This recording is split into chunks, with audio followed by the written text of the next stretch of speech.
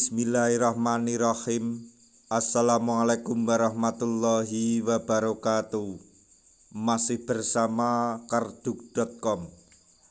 Pada video kali ini kami akan menyampaikan kabar penting untuk para tenaga honorer terkait dengan seleksi P3K tahun 2024, yaitu masalah serius seleksi P3K tahun 2024 tahap 1 dan 2 mirip.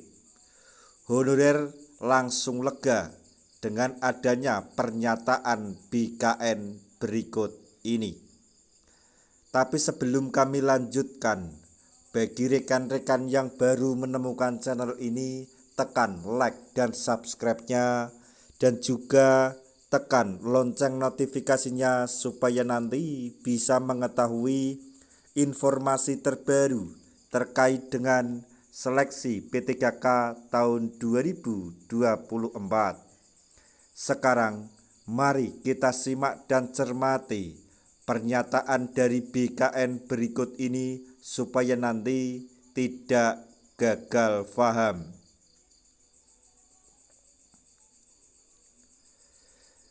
Seleksi P3K 2024 tahap 1 dan 2 menghadapi masalah serius yang hampir sama, yaitu sebagian honorer mengalami hambatan saat pendaftaran. Pada seleksi P3K 2024 tahap 1, cukup banyak honorer database BKN dinyatakan tidak memenuhi syarat atau TMS karena masalah surat keterangan atau suket pengalaman kerja. Merespons masalah tersebut, Badan Kepegawaian Negara atau BKN sudah menyampaikan kabar gembira yang bisa membuat honorer database BKN langsung lega. Honorer database BKN yang dinyatakan TMS pada pendaftaran P3K tahun 2024 tahap 1 masih punya kesempatan untuk ikut pendaftaran P3K 2024 tahap 2. Deputi Bidang Sistem Informasi dan Digitalisasi Manajemen Aparatur Sipil Negara BKN Suharmen mengatakan honorer database yang gagal atau TMS pada pendaftaran P3K 2024 tahap 1 bisa ikut tahap 2. Honorer yang TMS bisa ikut pendaftaran P3K 2024 tahap 2. Jadi tidak dikhususkan untuk honorer non-database saja, kata Deputi Suharmen kepada JPNN Sabtu 14 Desember 2024. Mekanisme honorer database yang TMS agar bisa mendaftar pada tahap 2 seleksi instansi harus, yaitu instansi harus mendata honorer database BKN yang dinyatakan TMS pada pendaftaran P3K 2024 tahap 1. Jadi, bukan honorernya yang mendaftar, tetapi instansi masing-masing yang melaporkan. Nah, BKN nanti akan menampilkan nama-nama peserta TMS itu agar bisa ikut seleksi, kata Suharmen. Suharmen menambahkan, tujuan kebijakan tersebut ialah agar 1,7 juta honorer database BKN terakomodasi semuanya dalam seleksi P3K 2024. Bagi honorer yang mendapatkan formasi akan diangkat menjadi P3K penuh waktu. Adapun honorer yang tidak kebagian formasi dialihkan statusnya menjadi P3K paruh waktu atau P3K part-time. Honorer yang diangkat P3K penuh waktu maupun paruh waktu harus mengikuti seleksi P3K dahulu. Agar tidak ikut seleksi, ya tidak bisa diangkat ASN, kata Suharmen. Selanjutnya, terkait dengan masalah seleksi P3K 2024 tahap 2. Pada seleksi P3K 2024 tahap 2, banyak guru honorer yang sebenarnya sudah mengabdi lebih dari 2 tahun di sekolah negeri, malah tercatat kurang dari itu, sehingga mereka pun gagal mendaftar. Padahal, syarat pendaftaran P3K 2024 tahap 2 ialah harus mengabdi 2 tahun berturut-turut. Kementerian Pendidikan Dasar dan Menengah atau Kemendikdasmen gerak cepat dengan melayangkan surat edaran kepada para kepala daerah karena tidak ingin ada guru honorer yang dirugikan dengan masalah masa kerja ini. Dalam surat nomor 5591-B-B-I-B1-01.03/2024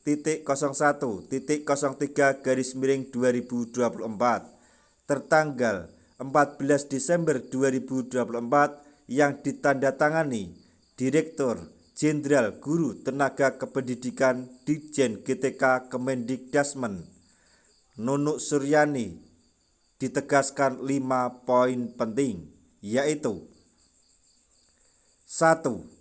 Guru non-ASN yang dapat melamar pada periode 2 dengan rentan waktu pendaftaran 17 November sampai 31 Desember 2024 adalah yang terdata aktif mengajar pada Dapodik sebagai guru di sekolah negeri pada instansi daerah yang sama, paling sedikit 2 tahun atau 4 semester secara terus-menerus. Perhitungan masa kerja dihitung berdasarkan riwayat keaktifan yang tercatat pada Dapodik, kata Ditjen Nunuk, Senin 16 Desember 2024. Kemudian yang kedua, terdapat ketidaksesuaian data riwayat masa kerja di Dapodik dengan kondisi sebenarnya yang diantaranya disebabkan oleh A. Kesalahan dalam pemutakhiran Dapodik. B. Keterlambatan pemutakhiran Dapodik yang tidak sesuai dengan SK penugasan. Misalnya, bagi guru yang mengalami perpindahan antar sekolah dalam satu instansi daerah menyebabkan masa kerja dari 2 tahun atau 4 semester berturut-turut. C. Perpindahan antar instansi daerah sehingga masa kerja pada instansi daerah saat ini kurang dari 2 tahun atau 4 semester berturut-turut. D. Peralihan status menjadi guru sehingga masa kerja sebagai guru kurang dari 2 tahun atau 4 semester berturut-turut menyebabkan terdapat guru non-ASN tidak dapat melakukan pendaftaran seleksi ASN P3K Guru periode 2 tahun 2024. Selanjutnya yang ketiga, yaitu apabila guru non-ASN seperti dimaksud pada angka 2 tersebut sebenarnya memenuhi ketentuan masa kerja, pemerintah daerah dapat mengajukan yang bersangkutan untuk mengikuti seleksi ASN P3K Jabatan Fungsional Guru periode 2 tahun 2024 melalui aplikasi Ruang Talenta Guru atau RTG, dilengkapi dengan surat pernyataan tanggung jawab mutlak atau SPTJM yang ditandatangani oleh kepala daerah atau sekretaris daerah. Kemudian yang keempat, keseluruhan proses pada aplikasi RTG diakses melalui akun Dapodik Kepegawaian Dinas Pendidikan atau akun e-formasi BKPSDM dengan petunjuk penggunaan aplikasi sebagaimana terlampir. Selanjutnya, pemerintah daerah agar menyampaikan kepada guru non-ASN yang memenuhi masa kerja untuk segera melakukan pendaftaran.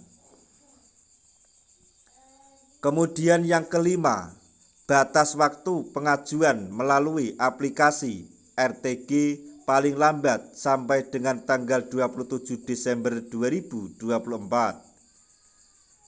Kami berharap dukungan pemerintah daerah melalui kerjasama dan koordinasi antar Dinas Pendidikan dan BKPSDM untuk kelancaran proses pendaftaran dimaksud, kata Ditjen GTK Profesor Nunu. Dikatakan untuk koordinasi lebih lanjut dapat menghubungi tim layanan bantuan P3K Sekretariat Ditjen GTK yang telah ditunjuk.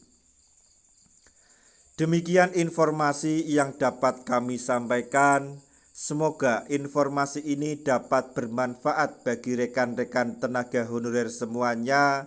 Di akhir video, kami mengucapkan banyak terima kasih. Wassalamualaikum warahmatullahi wabarakatuh.